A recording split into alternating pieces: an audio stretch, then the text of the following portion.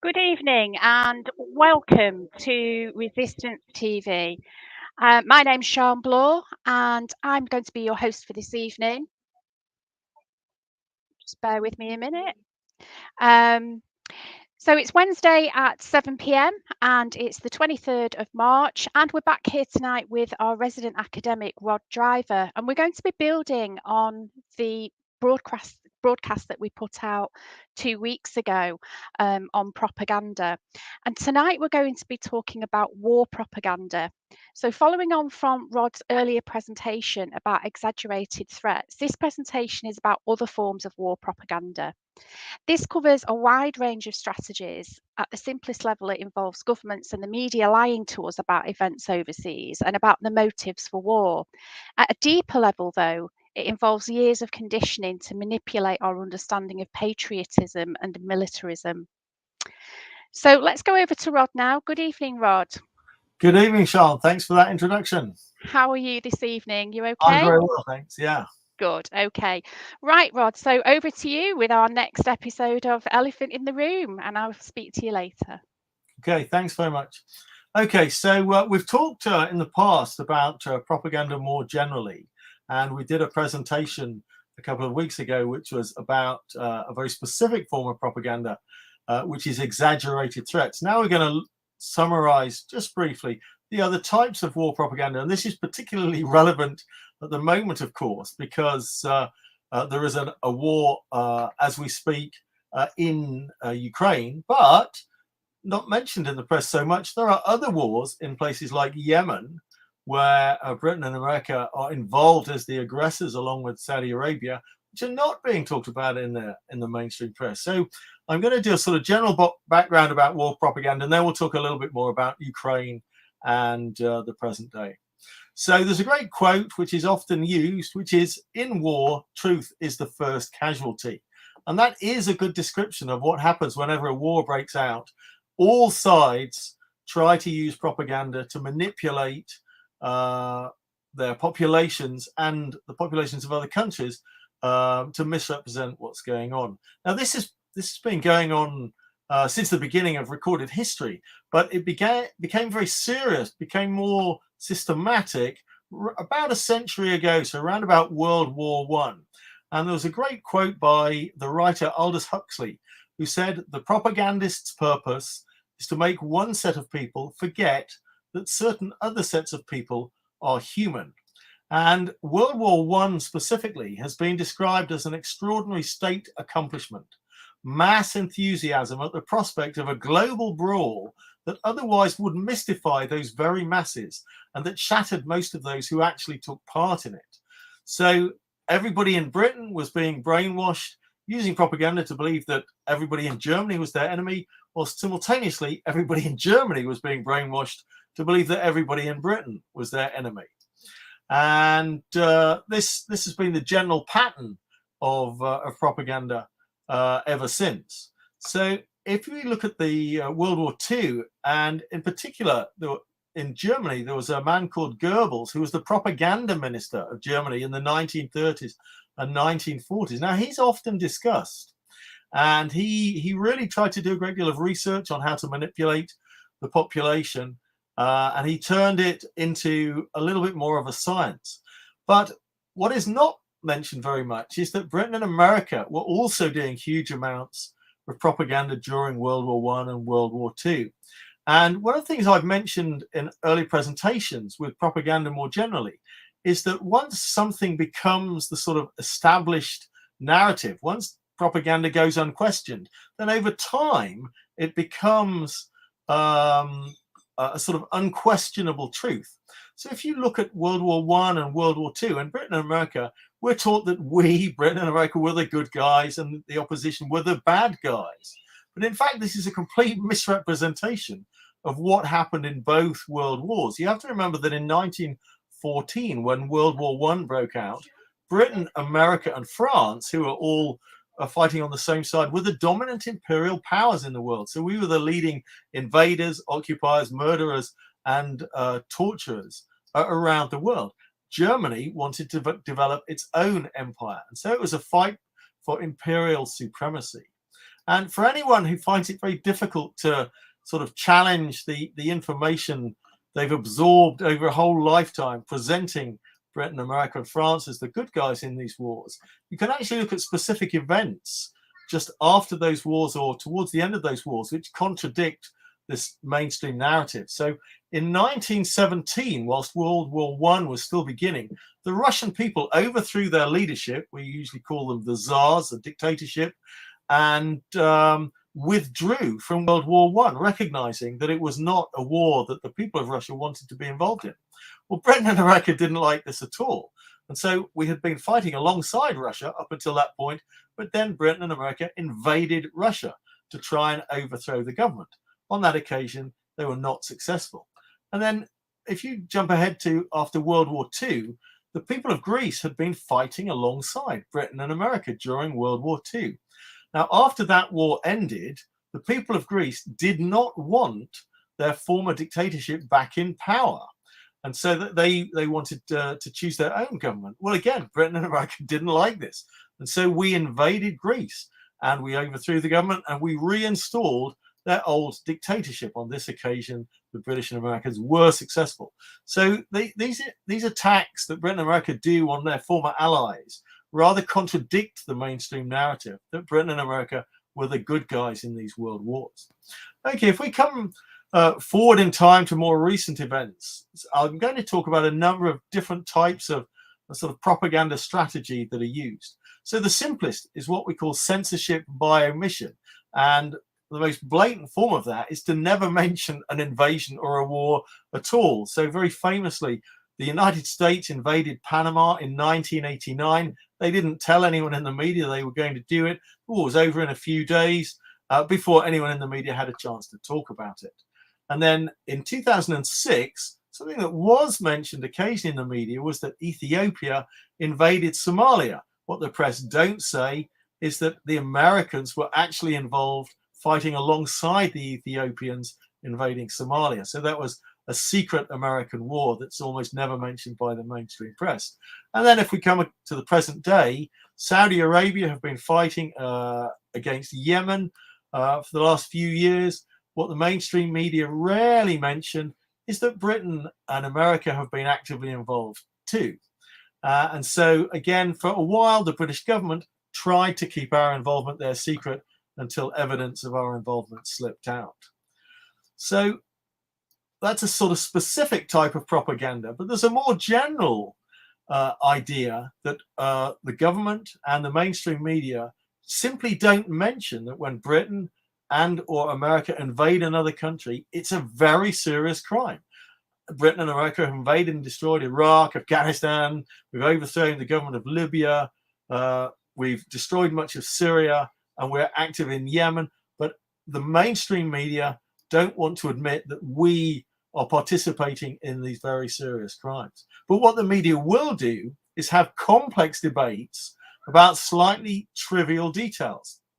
So if you think back to the war on Iraq, you may remember there were lots of discussions about United Nations resolutions. There were lots of discussions about, did we plan what our strategy was going to be carefully enough? Did we send enough troops? Perhaps we didn't define what our exit strategy was.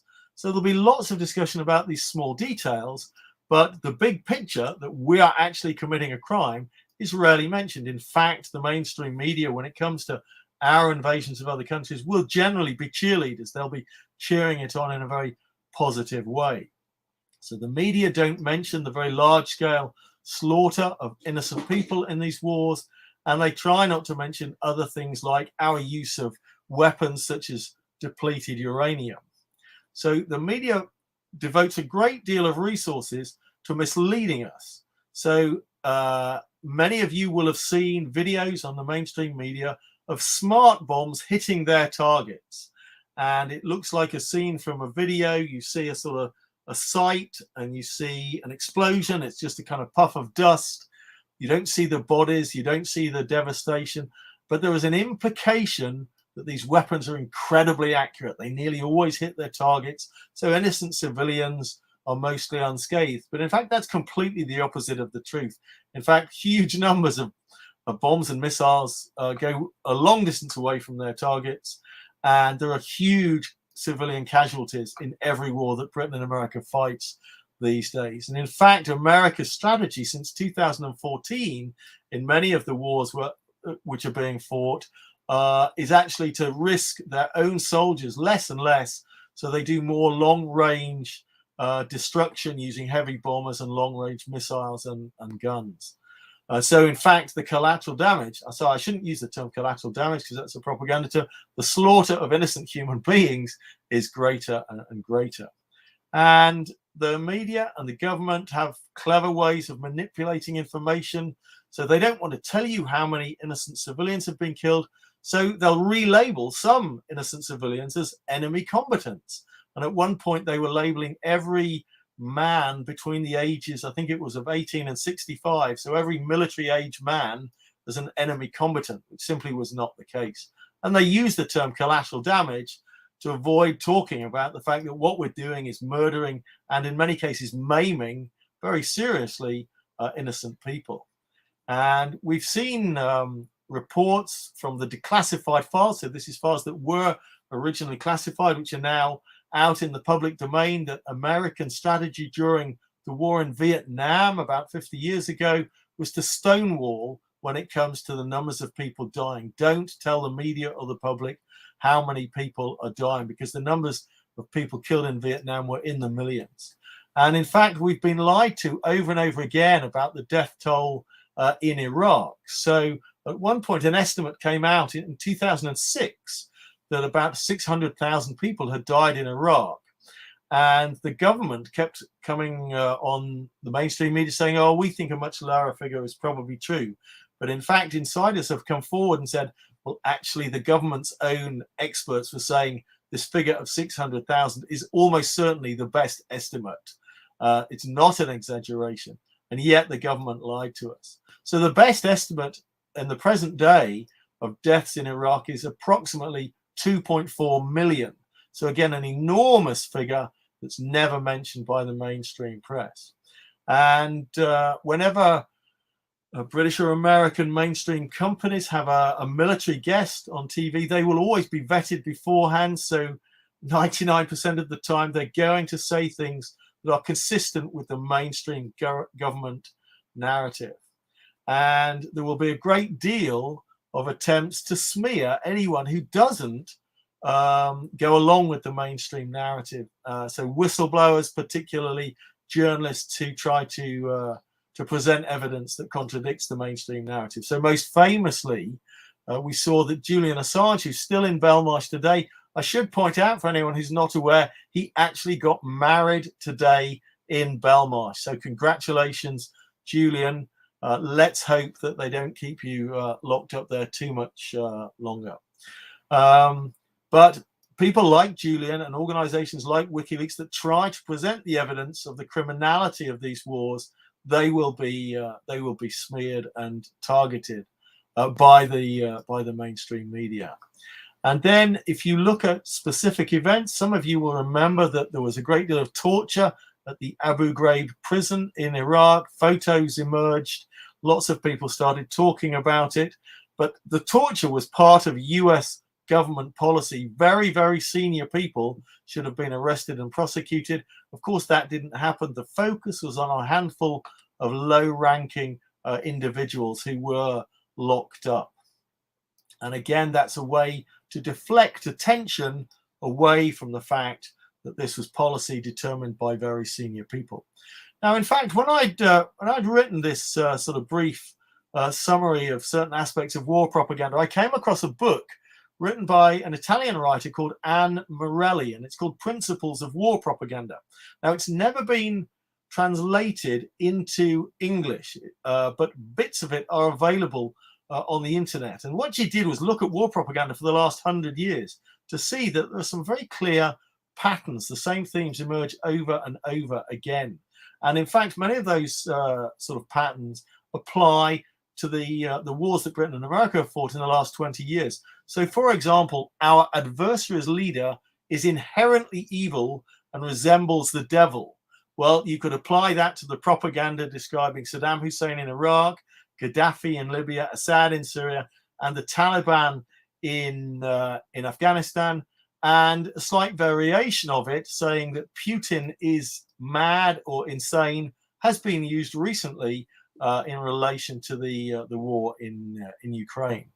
And then another one of the standard principles of war propaganda is the enemy is purposefully committing atrocities.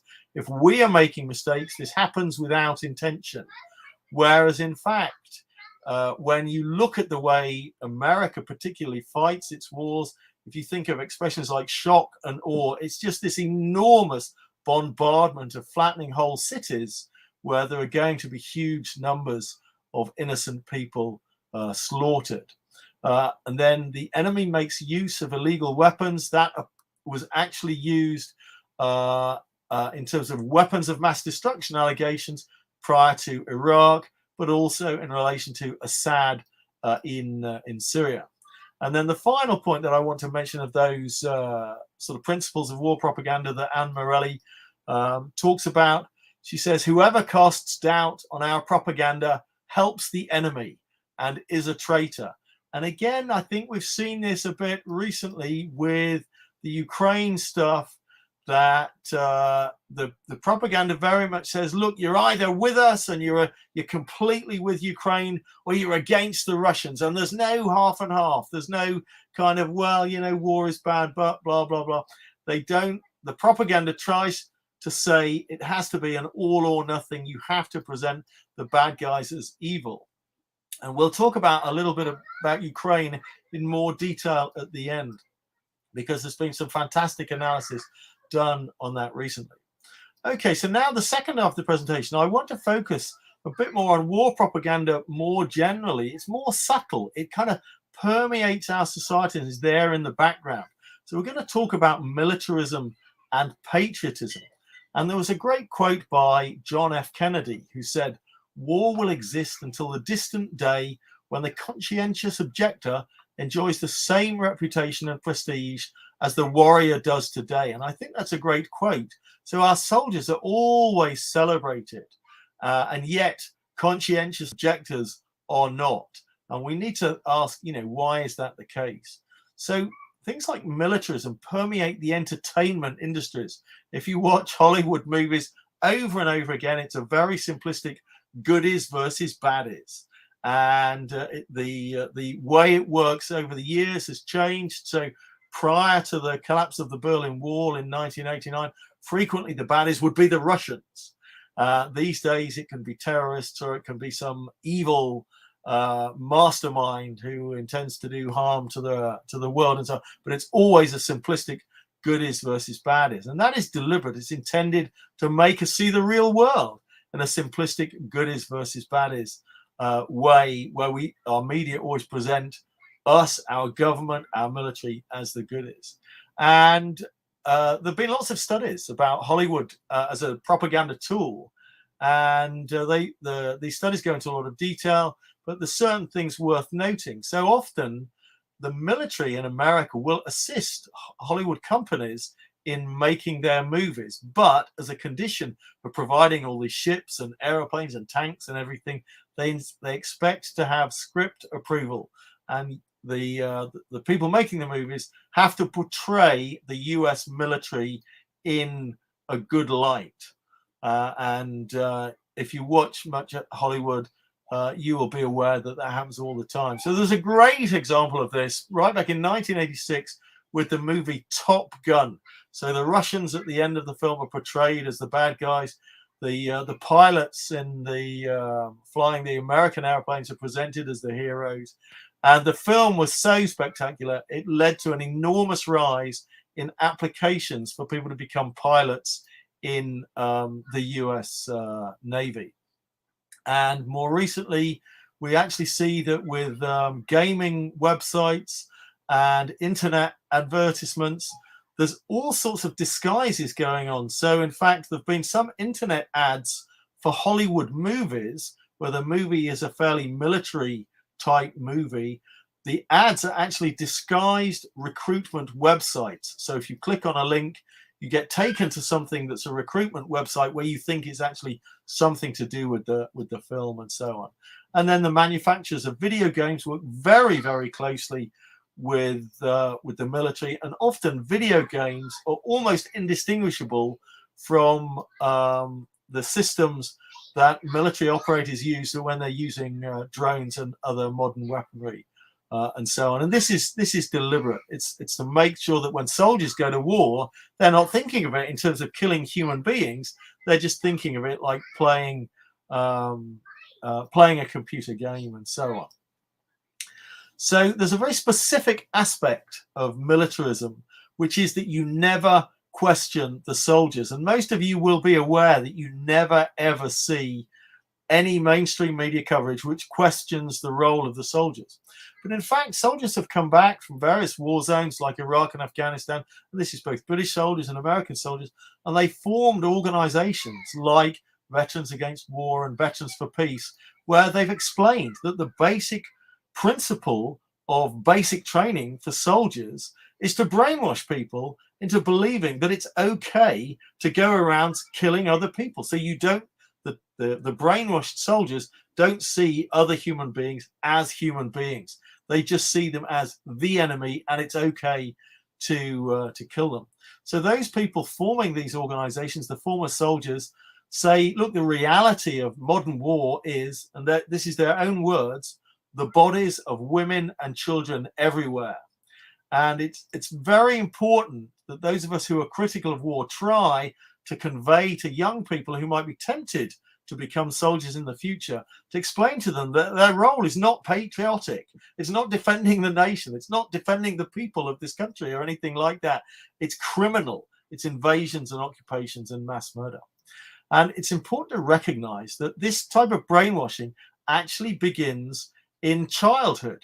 I remember growing up, and so this would have been late 60s, early 70s, and all around me, if I went in a newsagents, I would find these little booklets or comics called Commando or War Picture Library, which had very stereotyped short stories of British soldiers, mostly as the heroes, or American soldiers as the heroes, fighting against the bad guys from Germany or Italy or Japan and so on. And so there's been a great effort by the government in Britain, and I think this is also happening in America, to try to present the military and spying in very positive terms. And in 2007, the US government deliberately made a decision to increase military propaganda in our societies, and very much in schools as well. So if you think about the role of cadet forces in schools, most people who join cadet forces never ever discuss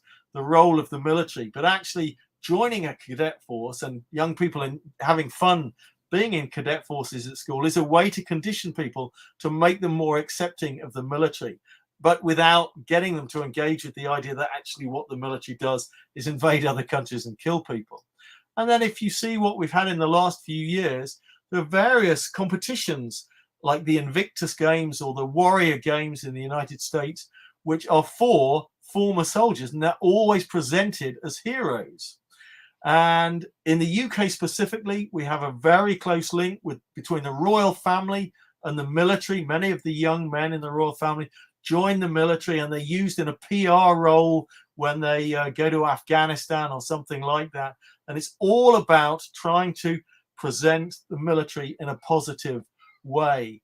And what we're seeing now is that our spy organizations, so in Britain it's GCHQ, in America it's the NSA, they're actually running courses in schools where they teach children to do hacking. Now, I think one day this might backfire on them, but it's intended to condition young people to accept the idea that for governments to spy on their populations is reasonable and it's okay. And various people are researching this type of propaganda.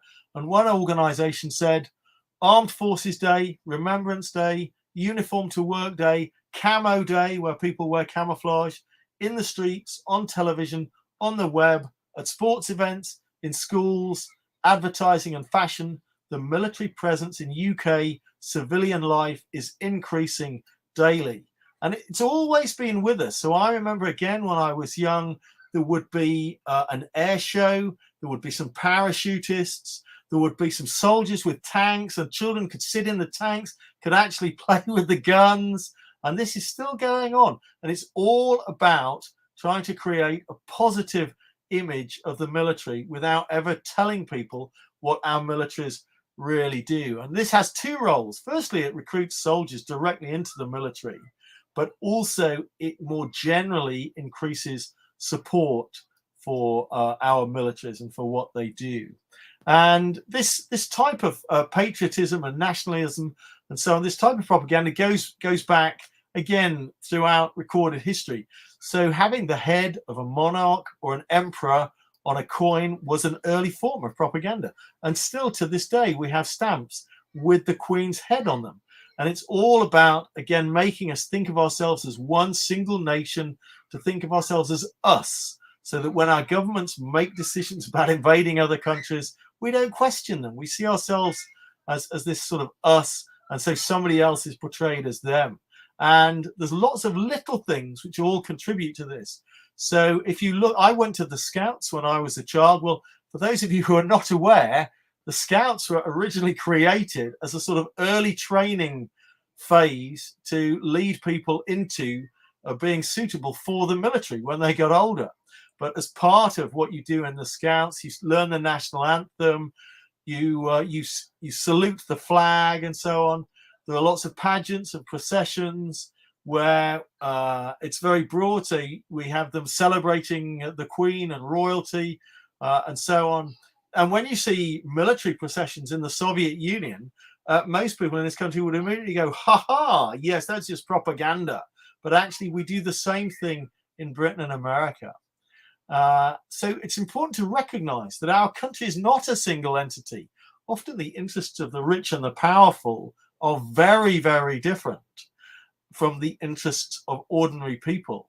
But the whole purpose of all of this propaganda is to forget about the crimes, never talk about the crimes of the rich and powerful, but to see ourselves as similar to them, to imagine that the motives they have for their actions are similar to the motives we would have for our actions, when in fact they're very, very different. And then one specific area that's worth mentioning is, what is the role of our intelligence services? Most people never, ever question the role of our intelligence services. They think it's to gather information to protect us. Well, a small part of what they do is to gather information to protect us, but a much bigger part of what they do, and this is especially true of the CIA in America, but it's also true of MI6 in Britain, is to destabilize foreign governments, to try and get different leaders into power that will work more closely with Britain and America.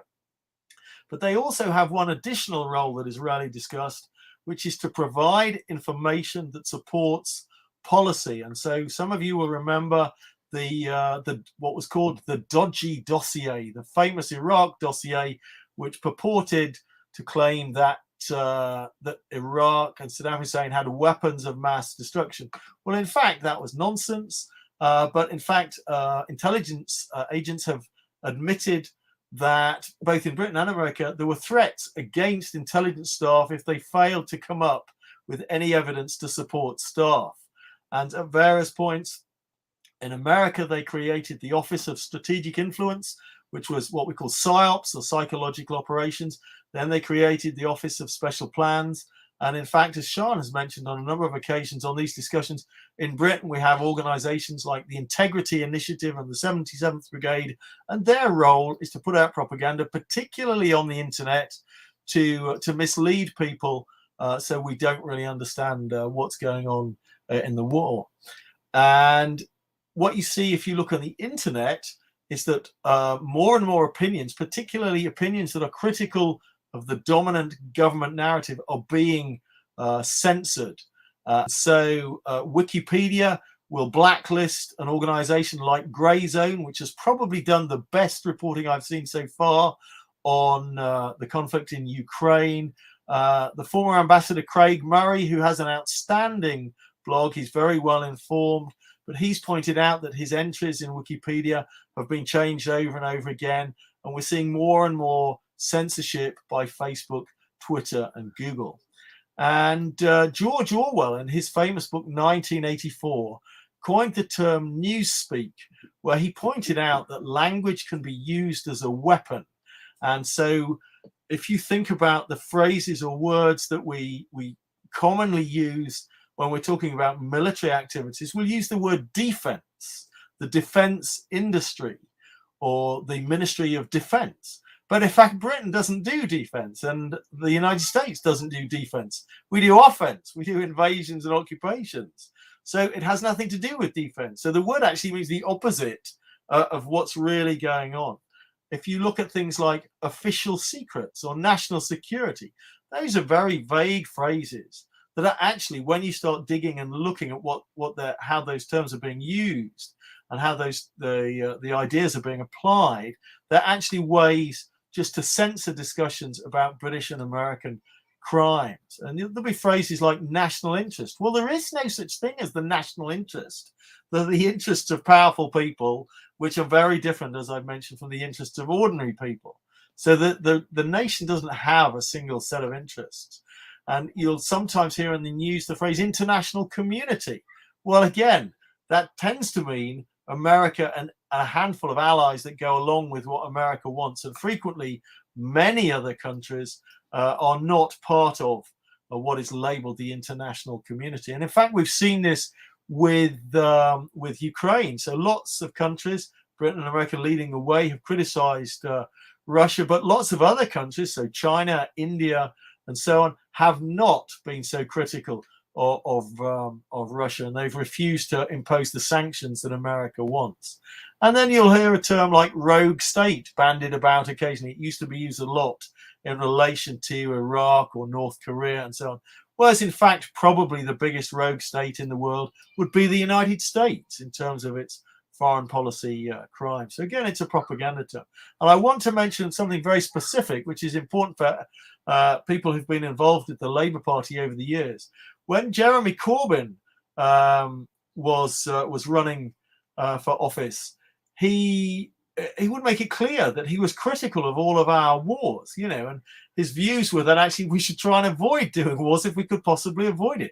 And that should be seen as a very positive thing. The whole media should get behind that and say, oh, that's great. That's what everybody should be doing, But in fact, they did the opposite. They turned it round on him and they would say, oh, he's soft on defense. He's soft on terror. But these phrases don't mean anything.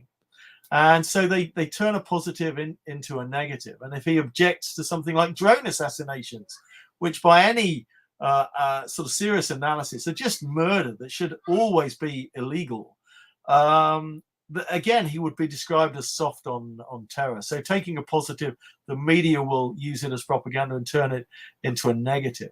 And what you find when you start to study this sort of thing is that there is subtle propaganda all the time, that a politician who's critical of war will be introduced as radical, whereas the pro-war politicians won't be introduced as the insane sociopath, which is how I would describe them. They'll be taken much more seriously and presented in a much more positive light.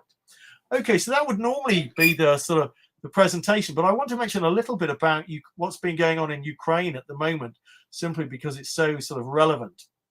Now, the people at Media Lens, who are, if you've never heard of Media Lens, they're this outstanding pair of guys who do a detailed analysis of propaganda in Britain, particularly the BBC and the Guardian and other supposedly left-wing or progressive outlets. And they've recently just done one all about Ukraine, pointing out the double standards of our coverage, the mainstream coverage of Ukraine relative to the mainstream coverage of our wars. So, for example, they talk about the mainstream media here having photos and articles about these plucky women in Ukraine making and throwing Molotov cocktails as resistance fighters. But you will never, ever see that description used to describe people living in Palestine resisting the Israelis, or people in Iraq who were resisting the British and American invasions. And then everywhere you look, there's phrases like, I stand with Ukraine. But nowhere will you see, I stand with Yemen, which is a war that has caused far, far more damage to the people of Yemen than the Russian invasion of Ukraine has so far caused to people in Ukraine. So there's Ukrainian flags everywhere. We've seen the propaganda in the newspapers saying that Putin is mad, which is one of the things that I talked about. And then they'll start saying, "Oh, we think Russia wants to recreate the Soviet Union." Was in fact, there's no evidence of that at all. In fact, all the evidence suggests that Russia doesn't even want to conquer all of Ukraine. It wants to denazify Ukraine, and it wants to stop Ukraine having American missiles that would point at Russia within its borders. So it wants Ukraine to be independent and not part of the military alliance NATO. And in fact, the propaganda has been quite astonishing. So we've got to the point where tennis players are being told they have to denounce Putin before they can enter a tennis tournament. Well, wouldn't it have been great if 20 years ago, every sports person in Britain and America was told, you have to denounce Bush or Blair or Rumsfeld or Cheney for their destruction of Afghanistan or Iraq, or you are not allowed to compete in serious sport. But of course, that would never happen. And we're seeing social media companies shutting down Russian outlets. Well, again, we've never seen social media outlets saying, hey, we need to shut down the BBC and we need to shut down the Guardian because they're doing pro-war propaganda for Iraq, Afghanistan, Libya, and Syria, and so on. And in fact, Noam Chomsky made a really interesting point in an article he wrote where he pointed out, why does NATO even exist after 1990? It has no real meaningful purpose.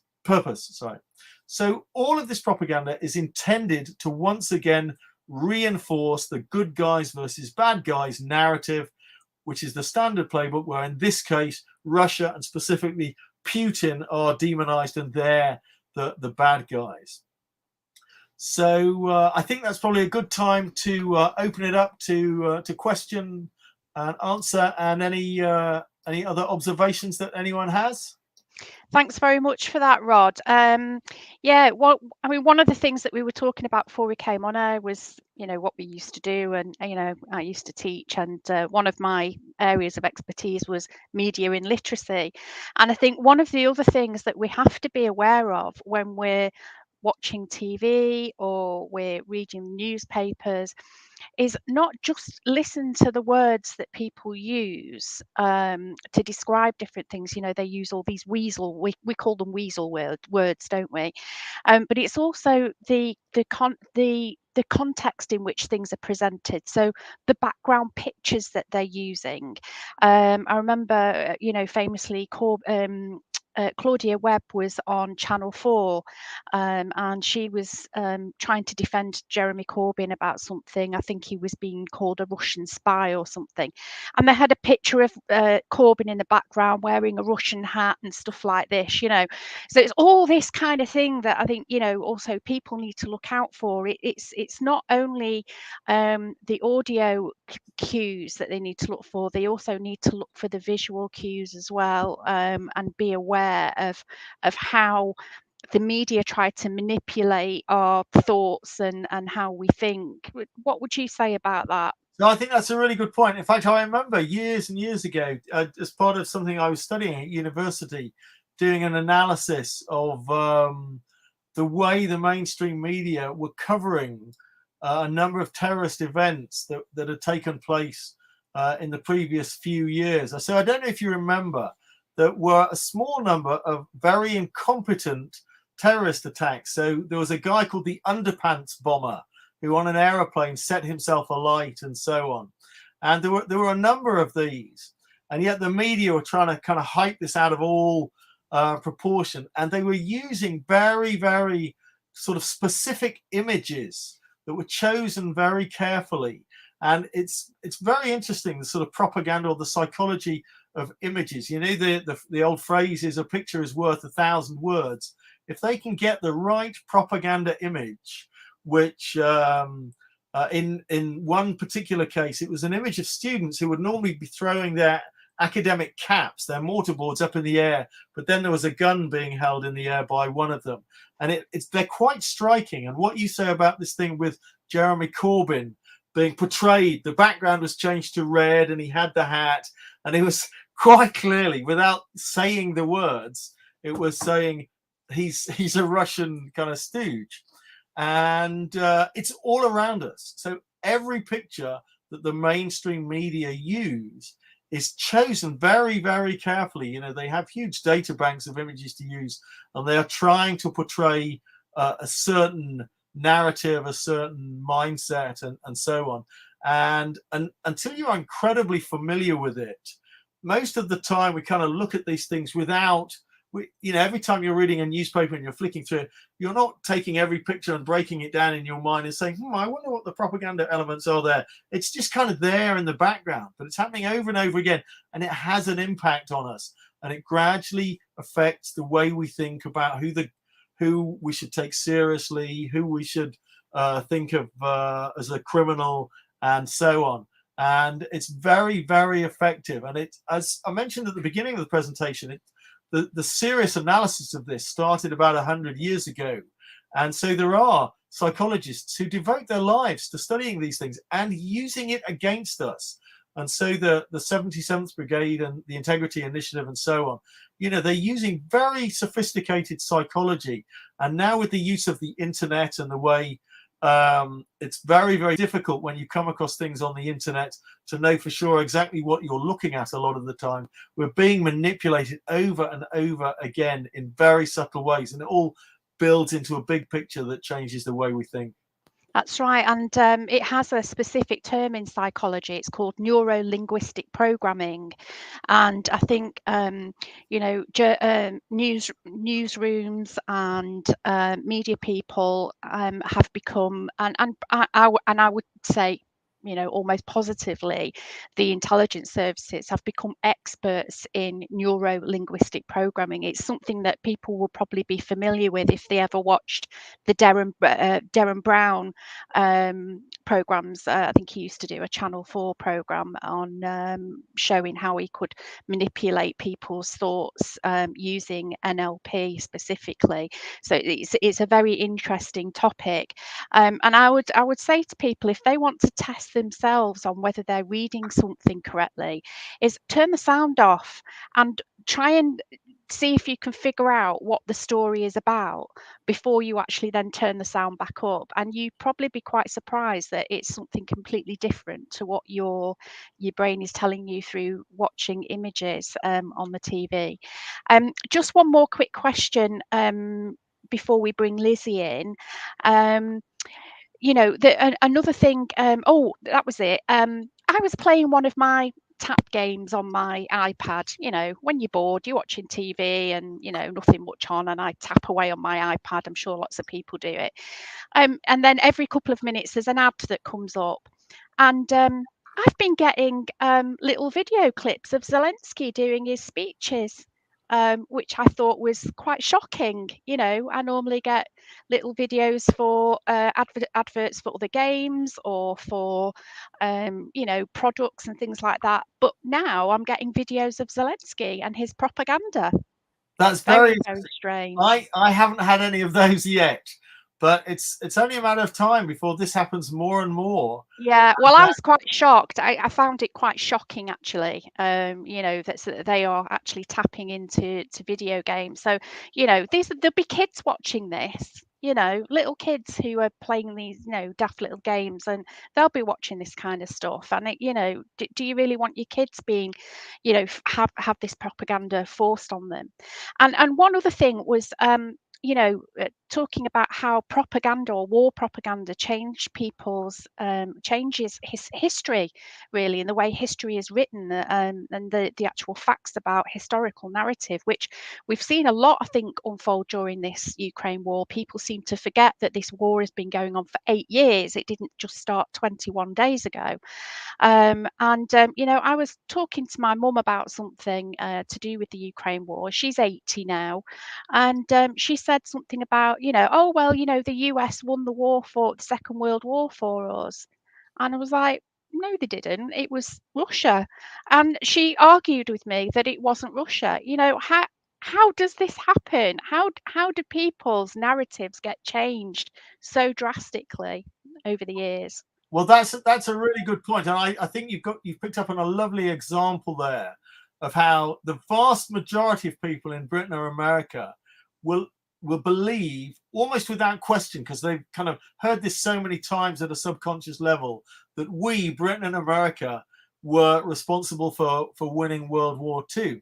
And in fact, the serious fighting was happening on what was called the Eastern Front. So this was Germany fighting against Russia, which was an enormous conflict. So this is not to say there wasn't other fighting going on. So Britain fought against Germany, mostly in North Africa. America was fighting against Japan, but easily the biggest phase of the war was Germany versus Russia, where tens of millions of people died, and eventually the Russians were victorious. And I always think it's very interesting that if you think about Britain's involvement in the war, so we did some long-range bombing for various periods, but we didn't sort of get involved back in the war in a big way, and the Americans didn't get involved in the war with Germany in a big way until June the 6th, 1944, and the D-Day landings. Well, by that point, the Americans and the British were pretty sure the war was over. The Russians had actually so dominated against the Germans on the Eastern Front that the Brits and the Americans just sort of went in, and whilst the landing in Normandy was complex and very dangerous, ultimately they had a much smoother path to Berlin than the Russians did. And so I think this is one of those things where the more we can talk about how our history books completely distort what went on, and how our mainstream media doesn't make any attempt to talk about what really went on. Well, I think it's you know what you said before. I think it's a lot of it is Hollywood as well. You know, Hollywood are getting the people don't have time to read books. They don't want to read books. They'd be happy to watch a video or go and watch a film at the cinema. So over the years, Hollywood have dominated this narrative, and I think changed people's memory of what actually happened. And indeed we have to, it comes back into the context today that we have to remember that the Russians lost around 27-30 million men in that war against the Nazis, and this is one of the reasons that Putin is giving for coming into the Donbass area first of all, and then now into Ukraine, is to get rid of the neo-fascists in the far right in Ukraine. Okay, Rod, I'm going to go to Lizzie because we've only got 10 minutes left. So Lizzie, are you there? Hi. Hiya. Hi. What's going on in chat today? Well, we've got a lot of comments. A lot of people saying, Rod, you're so informed and knowledgeable. So that's good to hear that you're appreciated for your depth of knowledge. Jonathan Cooper says, war is what happens when the bourgeoisie manage to convince people who they say the enemy is. Revolution is when the proletariat decide for themselves. So we do find, don't we, that the word propaganda is only used when there is a revolution. So propaganda is used by the revolutionaries to prompt people to revolt. It's never used, don't you think, that when it's a war situation? The word. Oh, that's a good question. I'd have to study its use in sort of revolutionary situations, because I haven't really done that. So it is interesting that until a few years ago, the word propaganda had pretty much disappeared from general usage in Britain and America. It just was never used. And I had this conversation with some academics at the time saying, why is it nobody talks about propaganda? And they came up with what I consider to be a completely bizarre argument. They said, well, you can argue that everybody's got a bias, which is true. And so whatever anybody writes is intended to propagate a particular view and is therefore propaganda. And so everything becomes propaganda. But that's a really unhelpful way to think about it. So the way I see propaganda more usefully is not to focus on one article or one poster or one movie, but it's to say, it's when the whole of the mainstream system actually has a bias, which when it comes to British and American broadcasters and newspapers, mostly newspapers, it's a bias in terms of being pro British and American militarism and our wars and invasions overseas, and when it's incredibly difficult for any dissenting opinion to get heard within the whole system. That to me is a propaganda system. I think that's a more useful way to think about propaganda. Yeah, well, Bobby Carnegie said there's so much more to the tragedy of Ukraine than we are commonly cognizant of. Russian propaganda is bandied about as if we weren't also aware that propaganda is equally a weapon of words. The West is so good at strewing around our TV, radios, and in news bulletins. One only has to view Oliver Stone's documentary film. Now, you mentioned him earlier, didn't you? So you've probably answered this question already. His film Ukraine on Fire supplied a humdinger of recent Ukrainian history, indicating how messed up Ukraine is. The USA in Stone's film is seen very much manipulatively embroiled. So would you say that the situation in the Ukraine has forced Russia into a corner?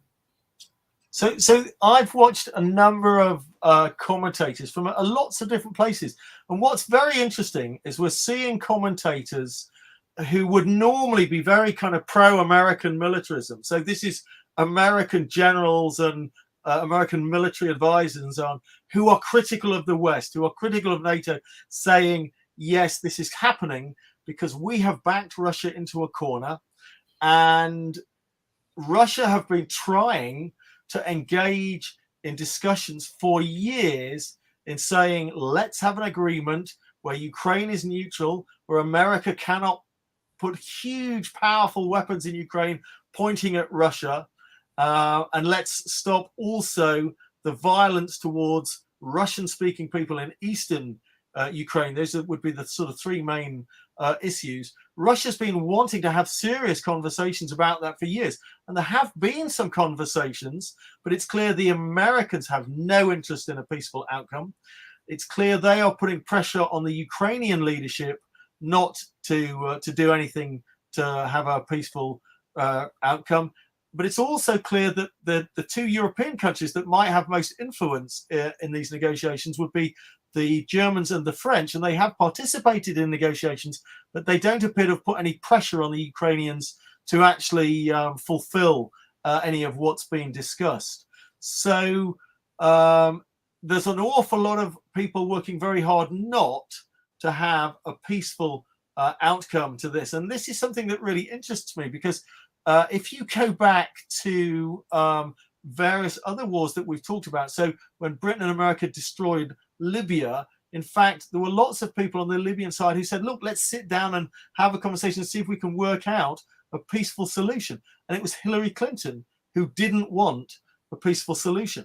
If you go back to 1995 and what happened in various parts of Yugoslavia, there was a peace agreement on the table called the Dayton Accords. But the Americans put so many conditions with that peace agreement that it was completely impossible that it would ever be implemented. What the Americans wanted was to occupy Yugoslavia forever with their military, and no government would ever accept that. And for British viewers, most famously, I may have mentioned this in the past, that before Maggie Thatcher sent the military to the Falklands to fight against the Argentinians, there were peace negotiations on the table, and Maggie Thatcher was not interested. So it's very interesting. Time and again, when these wars are going on, there are peaceful opportunities, but some parties actively undermine those peaceful opportunities. And in the ones I've studied, it tends to be the West, that the Americans and the British, that undermine the opportunities for peace. Yeah, that's we think that's probably to keep the war machine going. Hey. Well, that's a good point. I just want to sort of tie into that there are a lot of very big weapons companies that will not only make money from this war, but if European countries can be persuaded that this is not just an isolated incident, that Russia wants to kind of recreate the Soviet Union, then they will massively increase their military spending, and it will be amazing for weapons manufacturers. All the evidence is that Russia does not want to recreate the Soviet Union. It's just been backed into a corner with Ukraine. But there's lots of European governments who are now starting to say the things that suggest they might increase their military spending. Yeah. Actor John says, hindsight and retrospection, fine. I understand, but like World War I and World War II, were they fought by elite, conspired rules between the conflicting sides, parties? Were they all arrangements? The question of arrangements is interesting. So at various points, I've done a lot of research on the different world wars, and there are lots of theories that very powerful people in different countries were wanting these wars. And I've never come across anything that would definitively say that it was a sort of arrangement in any sense. But I think if you can look at a simpler situation where America fought against Vietnam back in the 50s, 60s, and 70s. Okay, and lots of people talk about a sequence of events that was a sort of misunderstanding about whether some Vietnamese torpedo boats were shooting at American warships, and that began the whole war. And I say to people who put forward this argument, it's confusion in war. The fog of war is the phrase that's often used. You have to take a step back. This was a war between a giant imperial military power and a very poor country. And it was taking place in Vietnam. It wasn't taking place in America. That war happened only because the Americans wanted it to happen. If the Americans didn't want that war to happen, it wouldn't happen. They would just move their warships further away and so on. It was a war of choice by the Americans.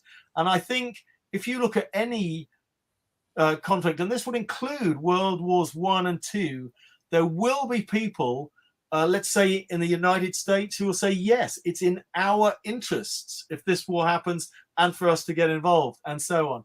And I'm sure that is happening all the time behind the scenes in every country where there are some powerful people who believe they will benefit even from the largest scale wars.